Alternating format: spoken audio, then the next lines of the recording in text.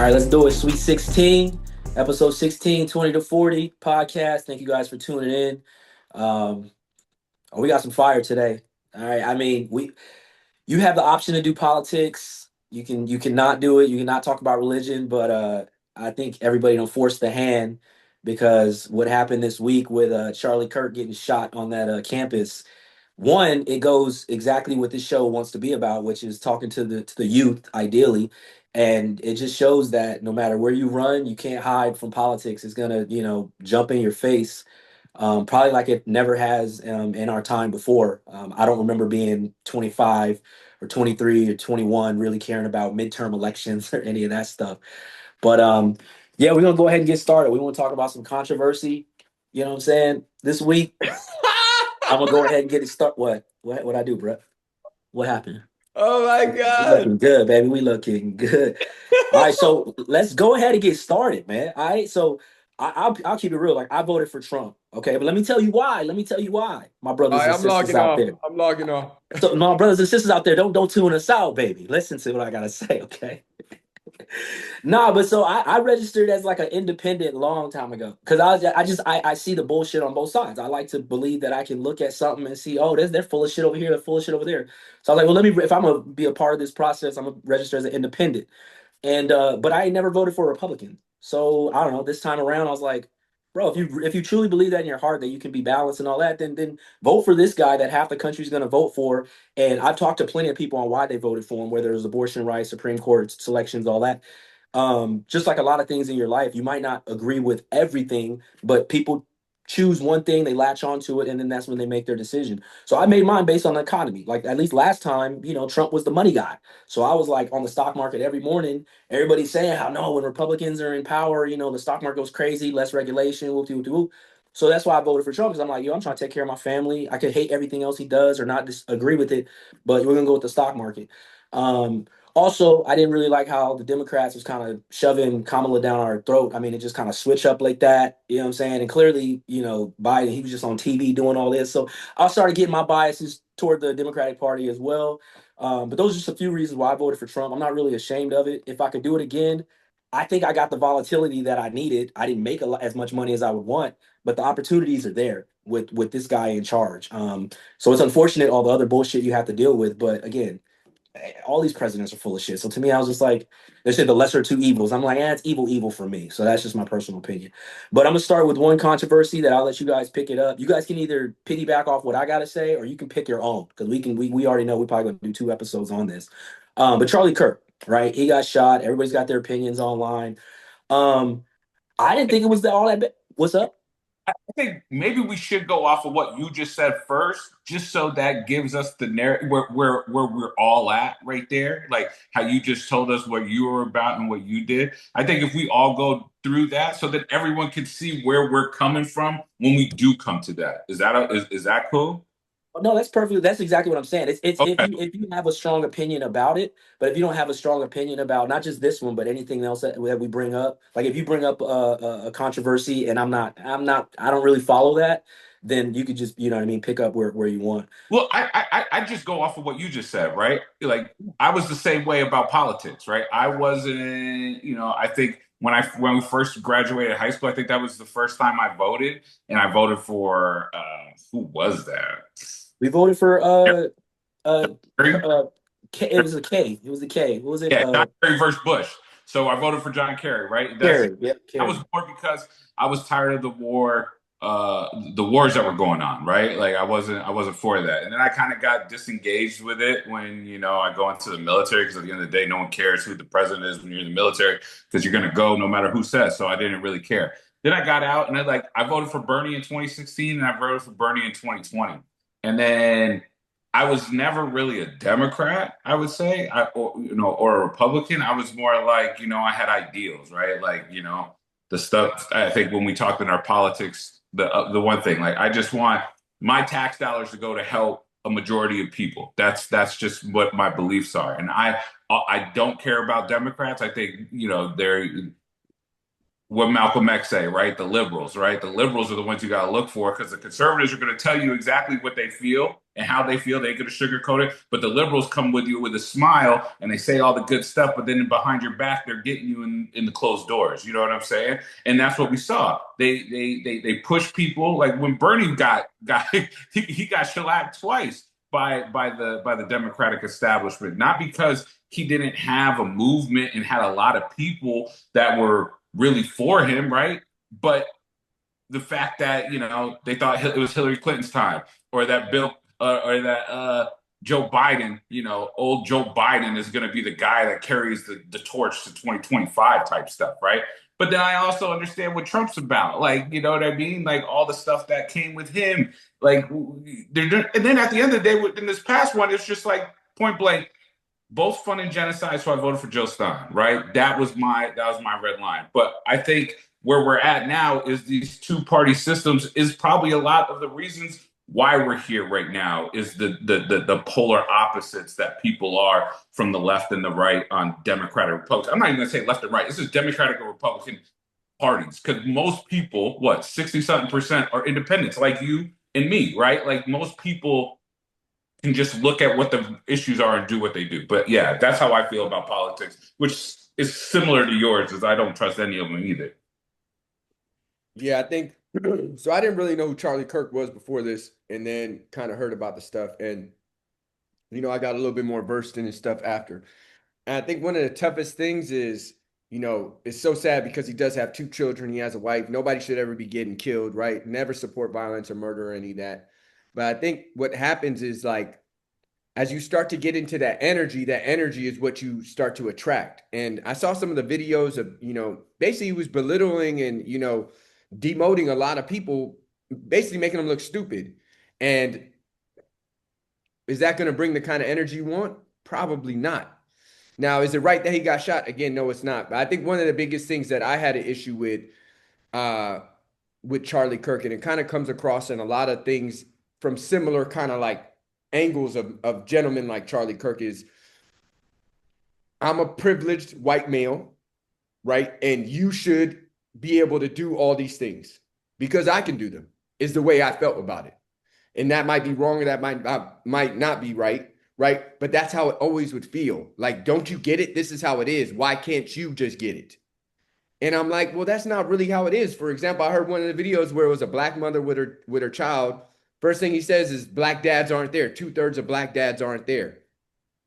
And I'm like, okay. But that's like saying, after the hurricanes or after the wildfires in San Diego and in LA, well, you don't have a house. Yes, you don't have a house, but there's because of something. He also said there was a black gentleman that said, what do you think about reparations?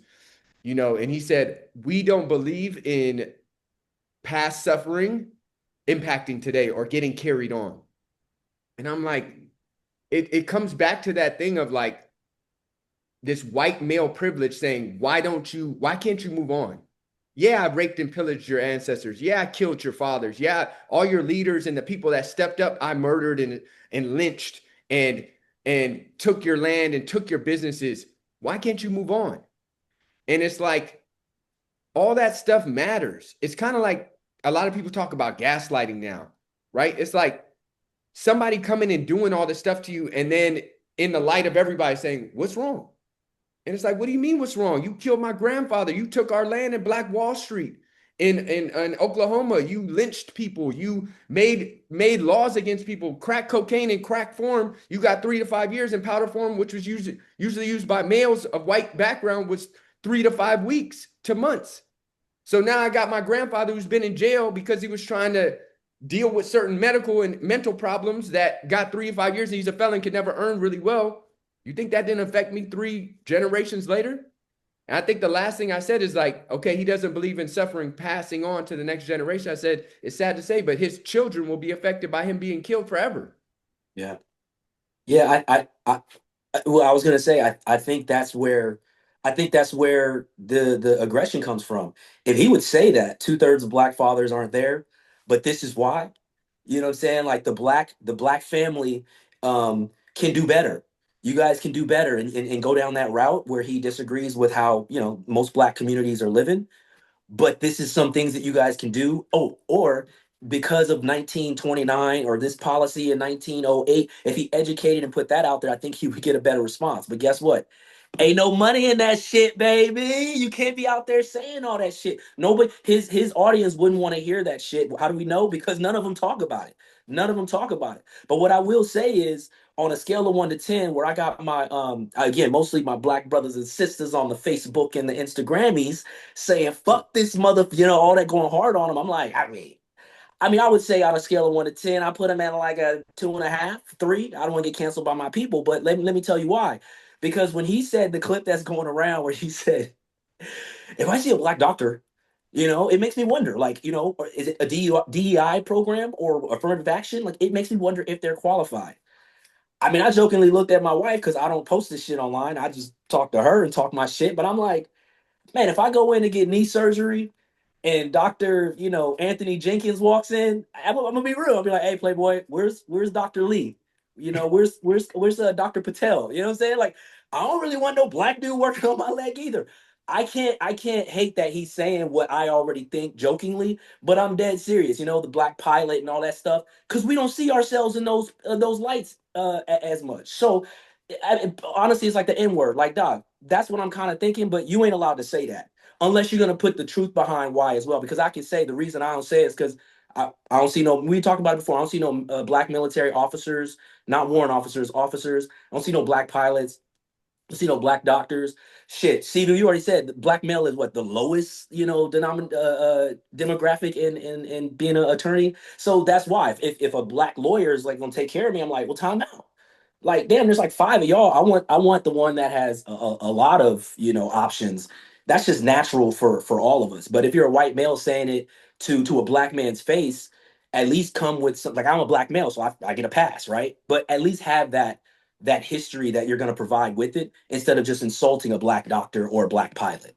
Yeah, I think the issue I have with that now, there is some truth to that. Black males are probably like some of the lowest in that. I've seen a lot of black doctors. I work with a lot of black doctors. So maybe in my perspective, it might be different. But yeah, if you don't see it a lot, it might be true. But I think that's where like the education and the awareness is really lacking. Like I sometimes think about if this new generation, Generation Z, and after that is Generation Alpha, our children, I think, are Generation Alpha. Do they know who a Emmett Till is? Do they know who a Harriet Tubman is? Do they really know who Frederick Douglass is? And Malcolm X, they might have seen a shirt. Like, if you don't know the background, yeah, something like that might make sense why, oh, yeah, a black doctor maybe isn't as prevalent. But if you didn't know that black males were killed and lynched for years, and just think about what happens. Like in a town, you see the strongest leader get lynched in front of 400 white people. Do you think you want to grow up to be strong and outspoken and lead?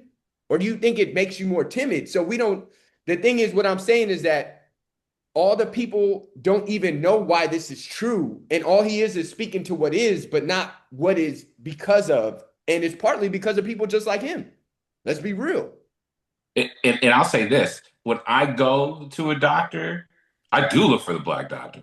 Like after going through law school, like people have to realize that DEI thing is now there to discourage you to say you didn't earn your spot here. You're here just to fill a quota, right? But this is the other thing that affirmative action does that no one talks about either. Affirmative action also goes towards, like, if your father went to college at, say, San Diego State, and now you want to go to San Diego State. That's affirmative action, right? They can use that as, oh, your family has a history of going here, and that lets you win. It's not just race. There's a whole bunch of different things that affirmative action, but they always pick out race because race is one of the easiest ones to see, right? Like if we're talking about, oh, do you identify with the LGBTQ community? Most of the times you ain't even gonna know, right? Like look at the guys that we're seeing now that are coming out as whether they're dating trans women or whatever. Like you don't.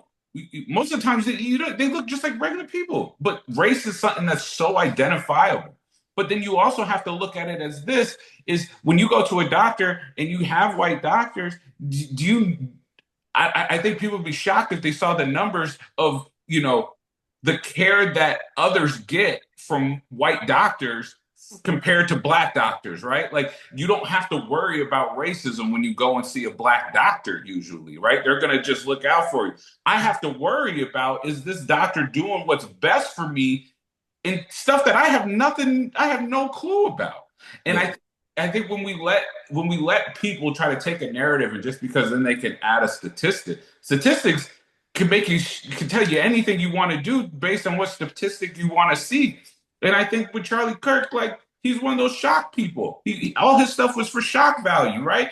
And when I was 20, I used to love watching Bill O'Reilly on Fox. Not because I thought Bill O'Reilly was a great orator or he had all the best knowledge or he just argued well. This dude would call people dumb on national TV just because he didn't agree with them. And he was, oh, you're stupid and that's dumb. And for me, being a young guy, I was enraged with what I was seeing around me. I didn't know what it was at the time, but it's more because of my economic situation. I was mad that I couldn't be participating like all these other people are participating. And that made me view Bill O'Reilly as a cool dude. So I understand why the young people are gravitating towards these people because it is something they're feeling. They might not know what it is, and they think it's that, and it may or may not be. But at the end of the day, that is what they're. People are upset. People are mad, and when people get mad and upset, these are people they tend to follow that they can put that anger towards something and have a boogeyman to put on. This is why I'm not where I should be. Let me follow this person. Yeah, and that's why I said I think those are really great perspectives, and that's why I said it ain't necessarily that I want a white man to work on my teeth, but it's just from again the stereotype that these Indian parents, these Korean parents, they're telling them at like 5 years old, you're going to be a dentist, and so to me it's just like that is a lot more prevalent in their community than in the black community where Charles Barkley, there's a clip around going of him, I don't know how old it is, and he said when he goes to a non-black school, he said people in the audience, we always say doctor, lawyer, but those are the main ones, engineers, the main jobs. But it's diverse. They like, oh, I want to do HVAC, oh, I want to do carpenter, oh, I want to like, he said he goes to a predominantly black school. How many people want to be an athlete? More than half the hands go up, 90%, he said. And so that to me, that's the problem that I see the Candace Owens and the Kirks of the world are trying to point out. It's just the way they're doing it. It's in a form to make money, and unfortunately, there's consequences to that when you're not having the dialogue that we're having. Where I could say, yeah, I don't prefer a black dentist just because of the stereotypes that I've been indoctrinated with, unless somebody educates me, or you know what I mean.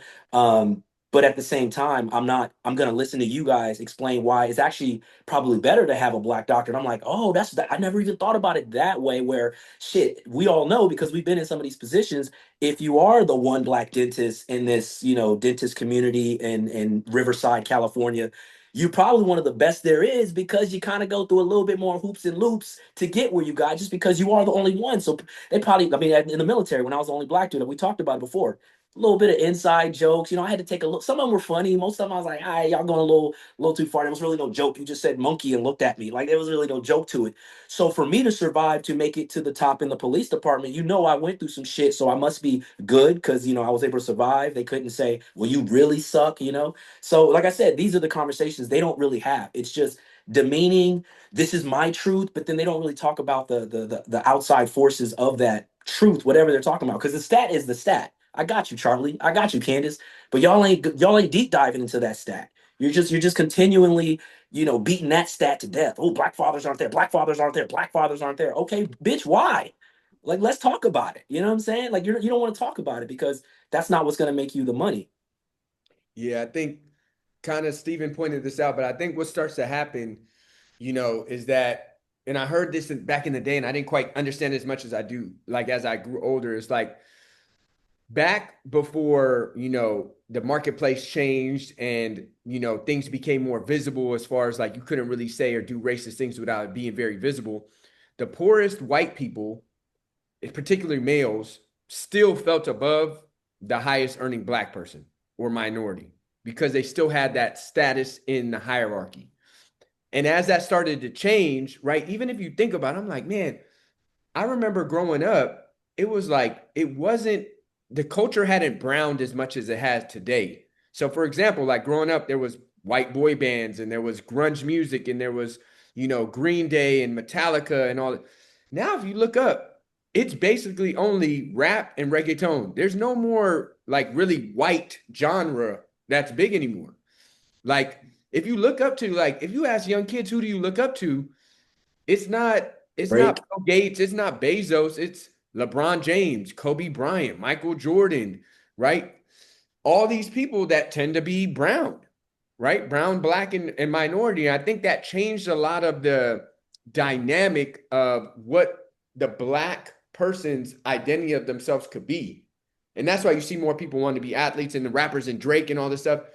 But I think what that started to do is that certain people who had this privilege, whether they knew it or not, like Charlie Kirk might not know it, but as a white male, he's statistically the highest earning, the statistically like highest level in certain companies and like levels like that, just based off of basic averages. It's always there. If you look at male versus female, if you look at white versus black or any kind of minority, and as that starts to shift and erode, some of them start to get mad, and it's like they quite can't put a finger on it. Like what's happening? And it's because as our system globalizes, right? Look at sports. Sports is mainly dominated by black.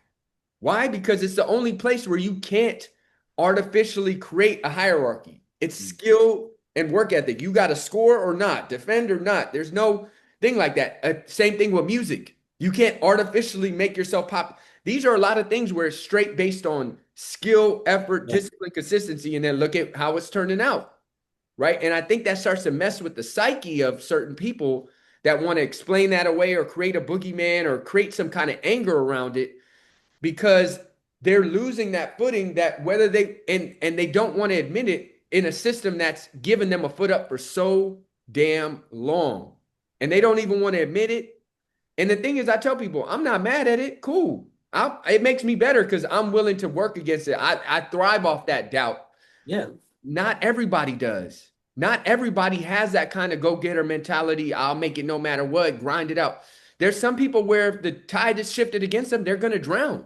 That's because that's how certain people's personality is, not good or bad. But if you make it to where 70% of people don't make it, only 30% do, that 70% is still going to drown. And that's what people in power and privilege don't understand is that those little notches of seeing people like yourself as a dentist and a doctor and a lawyer, those little things make a difference for a lot of people. So, And, and, and for me, I think I was the only African American man in my class when I went through law school. Like in my law class, there was others, but in my class, I was the only one. We had another guy from Canada who was Jamaican. He was from Canada. Had another guy from had another guy. He immigrated from Africa. So the perspective that we have when we get to these places are real different. You know what I'm saying? Especially how we have to move, right? Like you can't be the angry black person. You have to be able to communicate well. You have to be able to let some stuff slide, but you also have to be able to check the stuff that needs to be checked, right? And you also have to demand respect without disrespecting people, but you also have to be able to humble yourself enough to know that you don't know it all and that there are people out there that can help you. The problem is you have to try to pick and choose which ones are the ones that are there to help you and which ones are not trying to stab you in the back, right? Which we all deal with on a day-to-day basis. It's always usually the person laughing in your face is the one that you probably should be worried about the most. Because once they get in, then you don't know what they're going to do. But you always got to have your eyes open. And I think one of the things that has happened during this Charlie Kirk thing, like one of the first things that I saw people post was like, "Oh, this is civil war, right? Like, oh my God, like now it's time to kill everyone on the left, all the Democrats and stuff." And it's like, Democrats suck, bro. Like Democrats suck.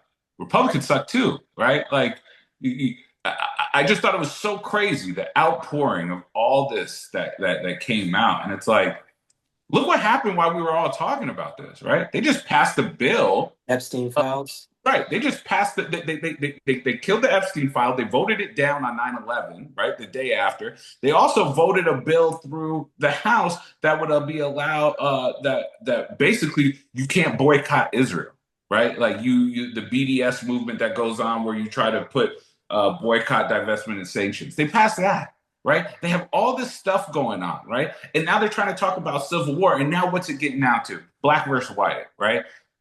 One person that I have always really admired growing up has been Fred Hampton. And Fred Hampton, he started that chapter of the Black Panthers in Chicago. But what people fail to realize, the reason why when everyone starts out here calling them, oh, stop the political violence, people stop. All of our black leaders have been assassinated by the government. Okay, that's political violence, only because they have simply said they want black people to be free, and they get killed by the government.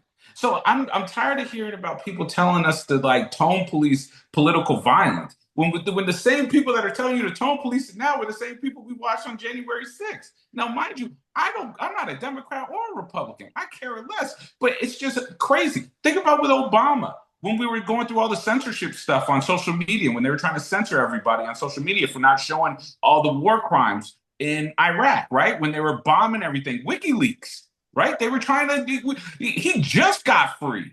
He's been in hiding ever since Obama's years running when they were trying to censor him for leaking government videos and emails and shit, right? And then what the Republicans tell us, oh, we can't, you don't know, we can't have censorship, free speech, free speech. Now a couple people laugh, or they're like, who cares if Charlie Kirk dies? And now they're like, hey, you got to get fired. You got to cancel him. I remember when they were telling about no more cancel culture. And now we've come 360, and now you have Nick Fuentes and all these people on the right saying, you know what, maybe we do need to censor people on social media. Well, you know what, one of the biggest things going around right now is that they're censoring? Palestine. What's going on in Gaza? All the bombings and all the killings and all the starvation, all those videos are being suppressed. And now look at all our algorithms, right? Just look at what happened when that happened, how the whole internet algorithm just shifted. You couldn't get away from it. We used to say, hey, stop. I don't want politics in sports. Bro, they're doing what? Everything is politics and sports now. Look at ESPN. ESPN's buying up everything. And it's straight. You have Stephen A. Smith sitting on there talking about he about to try to run for. Ain't no one voting for no Stephen A. Smith. Max Kellerman already killed you, bro. Now hold on. Blasphemy. Like that's what I don't want people to just think that this is just a white versus black thing. It's really a rich versus poor thing. It's an economic thing. And that's how Fred Hampton became so powerful, is because not only did he get black people to unite, he got Latinos to unite. He also went and got poor white people to unite. He united the whole city of Chicago against what the oppression was going on. Because oppression, everyone always thinks is black versus white, or, what it is. Oppression is someone has something and you want that, but they're not going to let you give it. You're not going to get it. And you have to go through me to get it. And if I have to go through you to get it, what is it? That's oppression. They're not allowing you to do what you are able or should be able to do just for being a human on the planet. And that's what all this is really about. And I think once people kind of just take a step back from what's going on and really see what the narrative is, they're going to realize that the mainstream media is trying to play you against other Americans to try to have these debates and fight to lose the big picture of what's going on, because we all broke.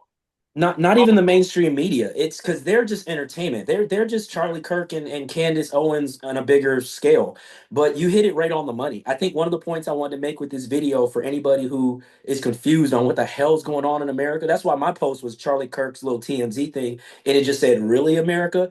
But what I'm really saying is exactly what you just said. Is it? We're never gonna like 9/11 is the only time that I saw everybody just kind of ignore the color, the finances, or any of that stuff, and come together. That's what they don't want. That's why every news cycle is something that's divisive, because we're all in this together. Outside of maybe abortion, outside of maybe women in sports and all the like 14 things they make us argue about, the rest of that shit we all agree on. We really all agree on that. You can go to the middle of Iowa and pick some random farmer, and then go to the middle of Chicago and pick some some star basketball player at the university, and I bet they agree on like 90% of shit on how to raise their family, how to survive in America. But they don't want that, man, and it's very evident. I don't. That's why I wanted to be in the middle. A long time ago, I decided I want to be in the middle. I want to listen to people. For example, one of my coworkers, because they were all Trump supporters or even Hillary haters at my job, and I would listen to them for hours. I loved it because I was getting that perspective. I was like, I get what they're saying. I get why they're upset. And he was like, "Look, bro, I'm from Boston. I ain't have no food growing up. I ain't have no money. I joined the military and now I'm here. Now I own a house and this, that, and the other. So it's hard when those people hear affirmative action or DEI because they're like, hold on. Like, obviously, being a white male, there's statistics that support why he's going to be okay in life if he works hard. But they kind of feel like, well, if a minority and handicap or other works hard, they can end up in these same positions. That's tough for them to understand. Like why are you getting a leg up at all? And it's like, I get that, man. That's tough to hear. And when somebody like Trump or Charlie Kirk feeds on that, that's what they'll gravitate to. I wish they would tell them, like we said before, the whole story. Another guy at the FBI Academy was like, all the minorities, mostly black. It was like 90% black, a couple of like Hispanic dudes. And we all took a picture, like when all like 300 of us were in the gym. Man, you could hear crickets. I was like, and so I'm going back to San Diego with this guy, and we're at the airport, and he's like, we're eating. He's like, yeah, like, why'd you guys go take that picture? He's probably like 54. He said, why'd you guys take that picture? Like, if all of us white guys got together and took a picture. And I didn't want to debate him. I could see he was a little frustrated, but I was like, I mean, shit, there's like 300 of us here. Only like 26 of us were black, and in our departments, we're like one of, a few. So that's why it's special to see black law enforcement officers at the FBI Academy. But again, you have to have those conversations. You have to be open to other people's opinions. And this whole I'm blocking her and I'm unfollowing. Look, the funny thing is, this is just my opinion. You do whatever the fuck you want. But I don't really do that. I think I did block one dude, but that's because I didn't even know him and he was talking reckless. But anybody I know, and they I'm telling you, my timeline right now is fuck Charlie Kirk. I love Charlie Kirk. I like to hear it all. Why? And then they're commenting why. They're arguing with people. I don't argue with people. And you got to do that, man, because again, it really is us versus them. We just don't know it yet. And I hope in our lifetime we get to see where we all come together and fight the man, like, because they got us fighting each other and they love it. They fucking love it. Yeah, I think one of the things that's tough to see is like again, never is violence okay. But I think one of the things that comes across, and it's hard, like I saw this documentary about how they started The Biggest Loser. And they started The Biggest Loser. The creators were talking about, do you think America is ready to see itself I and saw that. have this mirror on itself? I watched Because it. if you look at, like, I went to Mexico City, most of the people were not big. Like No. 80-90% of people were slim to medium build. Here, 60 to 70% of people are overweight to massively overweight. So they were like, is America ready to see themselves? And I think that's also some of the thing that happens when you have like this backlash against a Charlie Kirk or something like that. Like, are the privileged ready to see themselves? Because like you said, yeah, it's tough for them to say, well, why do you guys get a leg up with DEI? Are they ready to hear about, right, how many legs down other people have gotten? And that's a hard thing to say because, when you feel like it's tough already, because, life just isn't easy. Nobody's really given a silver spoon if you don't really have that, right? You got to earn most of the things in this life. So even if somebody did have a little privilege, you probably still worked, right? Yeah. So it's hard to hear that stuff, but that's again where the reality starts to clash with people's, kind of bubble. And I think that's what people have to be willing to kind of see themselves like, damn, right? If I've come up of this privilege, why do these other people keep having all these problems? I think that's a question to ask themselves. Like, why do other, because another thing that keeps coming up is like, why does America have so many damn school shootings? Yeah. Like, bro, it's not like this in Mexico. It's not like this in freaking Canada and, Tanzania. It's like, bro, there was a school shooting, I think the same day that Kirk got killed. The same hour. Mhm. It just got overshadowed. Yeah. Breaking news on top of breaking news is crazy. They had to pick one, but which one do you think they picked? Right. The one they knew was. I mean, if they did the school shooting, a little bit of shooting, because I don't even know if many people were. I think people were just injured in that one. I think two got killed. Who got killed? Yeah. Okay, but two kids getting killed or Charlie Kirk. I mean, that's literally what they went in the room and you saw TMZ. They was like, that nigga got shot. Where? Where? I mean, they was excited as fuck because they like, we got one. We But got one. that is the problem, right? That is the problem. To me, humanity is humanity. I don't want to see anyone die prematurely for shootings or bombings or stuff, right? And that's why I kind of stayed quiet on this because all these people now that are like, oh man, show some respect. He had, even people that are like, don't even think about the politics, man. This man had a wife and a kid and he had all, yeah, man, that's tragic. It's tragic that someone died and they had a whole bright future away from them. There's a lot of people that get murked in this world that had a bright future away from them that don't get no time, don't get no news cycle, nothing. Just another name in the newspaper obituary. You feel me? And it's like the same people that are now trying to tone police people on violence. Now, mind you, we lost the most people in this country ever in history in war, in the Civil War, okay?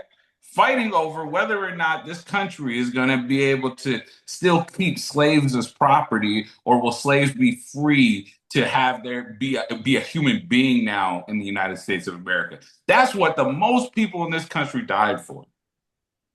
Our forefathers told us, give me liberty or give me death. They fought a revolution against the British so they could be free here and start what they call here. Even while yeah, okay, they had slaves, whatever, but at the end of the day, that is what this country's principles are founded on, is a revolution for freedom. And what Charlie Kirk and them have showed me is I think we can all feel we're getting close to something, right? World is not quite right. You Oh got yeah, that's all fine. these same people that are trying to tell you about violence and all this are the same people telling you it's okay for the Palestinians to get genocided, starved, and ethnically cleansed from their land. We've been dealing with that for 2 years. I haven't seen anyone say, hey, man, maybe we should stop bombing the shit out of this guy who has a wife and kids. Or maybe let me not watch someone burned to death in a refugee tent camp. Let me not see someone get airstruck because they went and got flour and bring back to their family and their donkey. But and that's just the Palestinians. We're not even talking about just like the aid workers, the journalists, and all the other people that have been killed. No one has said a word about that. You're not allowed to talk about it without being called an anti-Semite nowadays. We're just talking about people getting killed. But now all that violence that I've seen and I've been desensitized to, because I saw him get snapped in the neck, and that it's a brutal video. But I've been seeing brutal videos for 2 years straight, live streamed to my phone. So you're telling me to have this care and compassion for someone that also said Gaza could be flattened. Cool, kill those people. And now I'm supposed to care when someone gets got because they get shot by violence on violence that they promoted? Like, come on. Like, that's just, I can feel bad as a human saying it, but at the same time, bro, everyone's getting murked out here. People die every single day. And if Charlie Kirk was Charlie Fitzgerald, you're right. We would have broke the news on the broken news and went to the high school shooting because that would have been more than just a random guy getting snapped off. As they do every day. I live in Minot, North Dakota. Someone's dying over an overdose or something. They got murders. They got crime is everywhere. And I'm not saying it's super high, but I'm saying crime is everywhere. And if we could legislate morality, we wouldn't have crime. But you can't legislate morality. People are going to do what people are going to do. And that's why I just wish people would just say, hey, you know what? Shit is getting a little crazy. Shit is getting a little wild. But stop buying into everything that someone tells you and just kind of just wait and see. Because usually the first narrative is usually never the correct narrative. It's just what they're going to push you to get the ultimate reaction. That's why all the clips has been trying to get everyone to get so emotional and just hate each other and hate. But once they start seeing people are actually starting to come together on other stuff and being like, hey, you know what? I can't afford food. Hey, gas is too expensive. Hey, I gotta find a house to live. Hey, my kids need this. When you go around those ideas, like the family ideas, the community ideas, you're right. 90% of us all agree on how we should go across that. So don't And I'm not saying the other 10% isn't important. You have your values and have your thing, but you can't even touch the 10% if we can't coalesce and get the 90 first. And that's what people really have to get around. Not is who's Charlie Kirk, what is this, what is that, but why? Why is this happening? How do we get out of this spiral, right? That's what it seems like that the US is in. We're just in this downward spiral and shit is just not getting better, but yet they're fanning the flames for us to want to have a civil war. Come on. I think also what comes up, and it's subconscious, I think, is like when a white man dies, their life is almost somehow worth more from the notoriety that they get, right? So when a white male dies, oh man, he's a father, the kids, oh, he led this movement. You know how many Latin, fathers that came over here to work years and years on farms and plantations to provide food for their family got deported and they can't see their kids anymore? There was no stories on those. How many of them got killed in the camps as they were on their way back or got stabbed or like, I think what the narratives end up telling people, and they can't even see it because, again, it's hard to see your own privileges. Like when a white man dies, it's worth more than when a brown or a black or a yellow or any other kind of race person dies. Like they meant more, so we cover it more. It kind of comes back to like there was a documentary on Netflix. I think it was called Amy Bradley is Missing. It was a white woman who had gone missing on a cruise. And they've been searching for like 20, 25 years. And in no way is it saying that Charlie Kirk's, death isn't really sad and, people who go missing isn't sad. But what it also brings up is there's all these other black and brown people that have gone missing. That's just like, hey, they're missing. But then there's these white male and females that go missing. It's like, stop everything. Like this just happened. And this is really important. And then I think what that shows to people, it goes right along with that black doctor and dentist is like, wait a minute, they mean more. And their impact is more because we're covering it more. And I think that's what people don't see. And then when these emotions come up in people, they're like, they don't know how to explain it. But it's kind of like getting your toe stubbed and you get really mad and all this anger comes out. That anger was already in there. This just gave the outlet to it. And we don't know how to communicate how many times being displayed to that other people mean more, we mean less, or people like us don't do those things because we're not worth as much. And it brings up all this stuff that we don't know how to communicate because it's been communicated to us for so long. And then when we do, it's like, oh, what, you don't care that Charlie Kirk was killed? What, you saying it's okay that he was killed? No, nobody said that. But it's like, if you see the dynamics, how many times have they done this about a black person getting killed, a brown person getting killed, or the inauthenticity there? I can't remember one. I can't remember one. I mean, all right, so here's my other controversial take because you kind of, I was like, what was my other one? I know I had another one that my brothers and sisters don't fuck with me on. But this is why I'm one of those proponents of black on black crime. Let me tell you what, let me tell you why. Because this is what I'm saying. Everything you just said is similar to when the players were kneeling and somebody was like, oh, we need Tom Brady to kneel. And I'm sitting at home like, for fucking what? He's a white man. What the fuck does he have to do with this? The point is, everything. If a brown or black individual goes missing, there's plenty of us in America. We could step the fuck up and handle that. We don't need CNN or MSNBC to do that. We got YouTubes, we got Facebooks, we got TV channel, or we had BET. Everything always surrounds like what can these individuals do for us. They put themselves on a pedestal, and I'm just sitting back saying like, yo, we don't need to worry about police brutality. Let our community stop hurting each other. I get the proximity arguments and all that stuff, but we control our own shit. And again, Black San Diego is a good example of where my dentist stuff still kind of like, I hear y'all, but I'm like, whatever, because they're like, hey, black businesses, we gonna rock with it. Black Riverside, Black San Diego, right? And then the comments on somebody's business 2 weeks later is like, man, this lady ain't shit. She don't show up on time. She don't never got none. This bitch stole my motherfucking money. And I'm like, we doing this to each other. So now I'm going to the white company. But we have billions, trillions in our own community. We have millions, billions of people. We don't need outside entities to do any of the shit you just said. Crime, education, money, entertain, none of that shit. But we rely on them because I don't know. I mean, like I said, my neighbors, some of these Asians, man, it's like 17 of them in the house. You think the Hispanics, when I deliver pizza over to some of these cats, Man, there's 20 of them in the house. You think any of them hurting for money? They taking care of each other. We don't do that shit as Well, much. I mean, not that I see. So that's why when you start talking about those outside entities, I'm like, oh, my mind went straight to up. See, black people, we need to take care of each other. Hispanics probably do it better, but same thing. Those migrants get on TV. Hey, Jose just got snatched up, and his fucking kids are by themselves tonight. This is bullshit. And get that community and hit the streets. And we do it sometimes. I'm saying we could be doing it way more to make noise for our stuff. I'll just say this, right? We have done that historically. Black people have done it. Black Wall Street.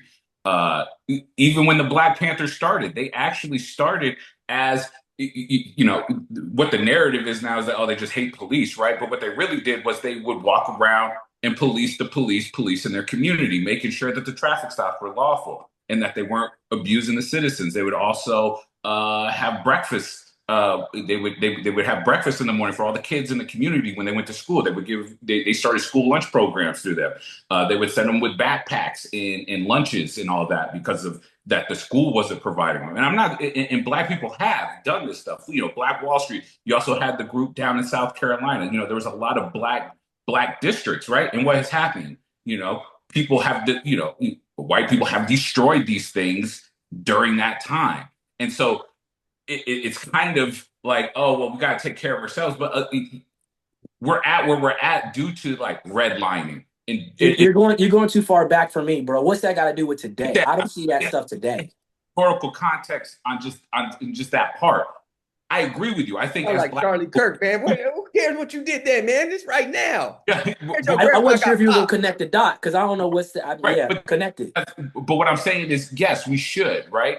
But what people also have to realize is, crazy stat: 50% of U.S. adults cannot read or write at an 8th grade level. That means a lot of the people you arguing with online, a lot of the people you have an issue with in life are probably dumb. Okay, when you're illiterate, that's just what it is. If you're illiterate, if you can't read or write, you're illiterate, and you're dumb, which means you can't communicate effectively with people, and you can't research effectively as a person. Like if you can't read something, then how do you know what's true and what's false? And if you can't write, how do you effectively communicate if all you could do is talk? That means the only thing that'll help you get your news or your opinions is anything that you watch, which is going to be propaganda, and anything that you talk about is usually going to be another person that's probably in the same boat as you, can't read or write at an 8th grade level, and you guys are just going to talk about the stuff you see on TV. And that is the issue, right? The issue is that the dumbing down of our society, which makes us more susceptible to propaganda. And everyone's like, oh, propaganda. It's like, bro, propaganda is everything. Propaganda is, hey, they told you for how many years that smoking doesn't cause cancer. That's propaganda, right? If they tell you that, right? If Roundup doesn't cause cancer, right? If you don't know how to read and write, you can't look up whether or not that's real or not unless someone tells you. And if everyone's telling you over and over again that it's not that, then that's what it is. And I think that is what has really shown on the social media shit is just that people get on social media, talk whatever they want. Everyone has an opinion, but that opinion sometimes isn't based in anything but just emotion. It isn't based in fact. It isn't based in reality. But then you're going back and forth with people that can't read or write on the internet when you can clearly see they can't read or write because of what they're writing on your comments. But the galvanization of the black community to solve anything, I don't hear. I'm not following why you're saying why isn't that why can't that happen right now today? Black Lives Matter kind of shows you how it can kind of turn out.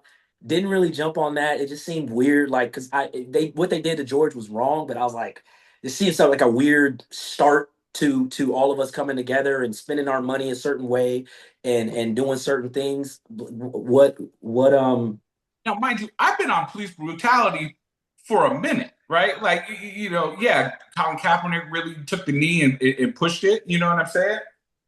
But yeah, we talk about George Floyd, and this is the other thing, right? I'm tired of letting the white narrative dictate my black ability to live my life, right? Like to have a narrative on me as a black man that, you know, like when people talk about race, someone always has to tell me about George Floyd. You know what?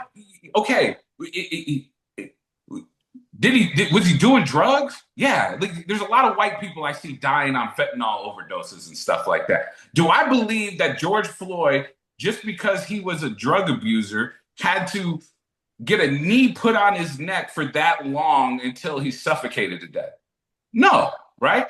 But if we're going to talk about that, then why don't we ever bring up Philando Castile, a black dude that got shot by the cops because he was legally carrying a gun in the car with his girlfriend and his daughter?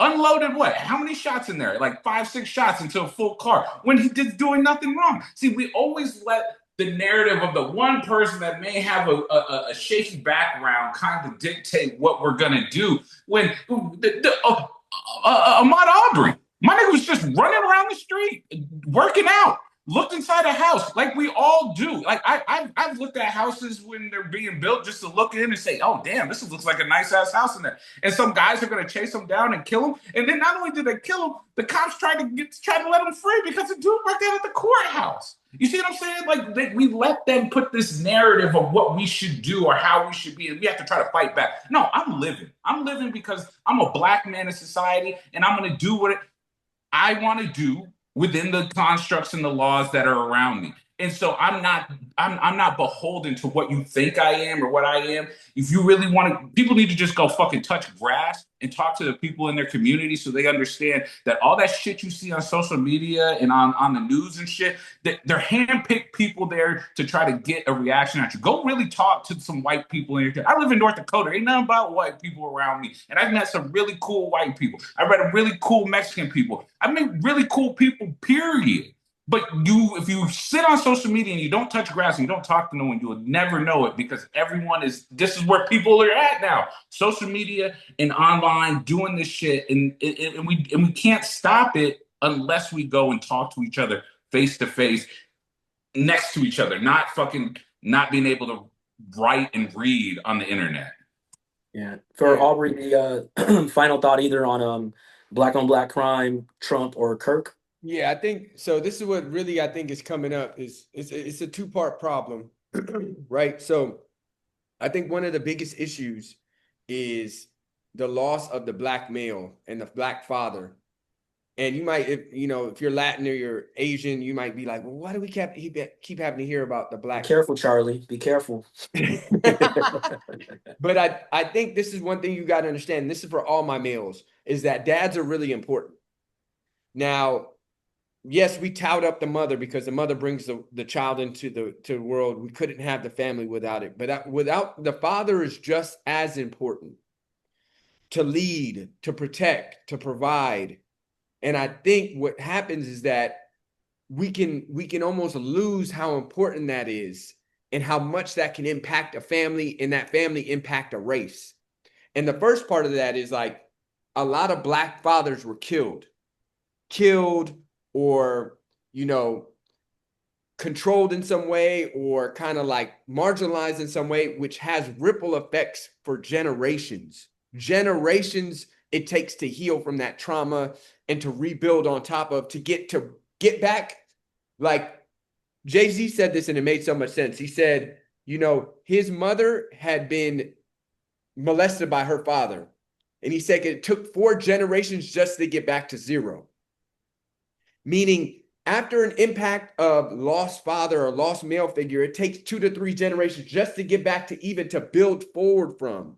And I think that's hard to understand how much that can impact not having the father around. And we can talk about, well, the father didn't choose to be around, or they're promiscuous, or they're doing drugs, or they're selling drugs, or they're doing this. And this is the other part of that is that, all fathers, whether you're black or not, we've got to make the decision to step up.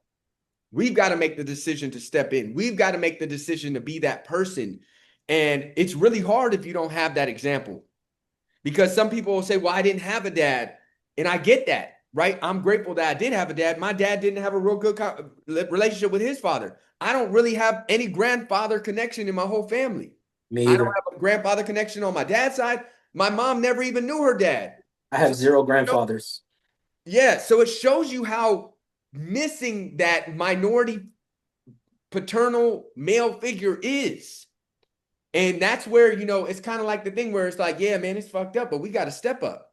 Like, I get it, bro. I get it. You didn't have the model, and the model you saw was the dude on TV or the movie or the Instagram that's got the car and the 5 babes. I get it. That's all you saw, but you got to start to understand. You got to step up. Because it's hard to say, well, man, I saw this dude and the cool guy was the one with 5 babes and 3 baby mamas and the G-Wagon. And now you want me to go work for 50 hours to come home and give my money to my wife and kids and build a home that costs $440,000 and I can't do nothing for me to be fly. I get it, bro. I get it. But that's where the second and third generation can build on top of that and become the next lawyer and doctor and politician. Like, because we didn't have it, we got to be it. And I think that's one of the things that's hard. It's hard to tell somebody that I know you didn't have it, but now you got to be it. I know that all these things you see look so cool, but they're going to cost your family. And you got to do these things that don't look cool and are hard, but that are going to build your family. I get it, bro. But that's really the big thing, that it sucks, but it's on us. Yeah. All right. Well, hey, everybody listening, I'm sure there was a little bit over here, a little bit over there you disagree with. But if you notice, we don't agree on everything, and that's just us three. Everybody has they're entitled to their opinion. You know, we all grew up differently. Grandpa no, grandma yes, mom married, whatever. We all have different situations that have made us who we are. So I hope from what I see online, because I'm guessing we're gonna do a part two. So we'll kind of continue this for at least one more episode. But from what I'm seeing online, it's just a lot of bickering and yelling and arguing, and you don't got to believe us like it's some long great conspiracy. But I'm telling you, like we all want a lot of the same things in our lives. So I hope hearing us go back and forth and just having a conversation where some of it we disagree on, some of it we agree on, but we can still have a conversation and we're not blocking each other or yelling at each other. And but also that's just my opinion. So if you hate that motherfucker online, block him, hate him. Just it's just there's gonna be consequences to every action you have.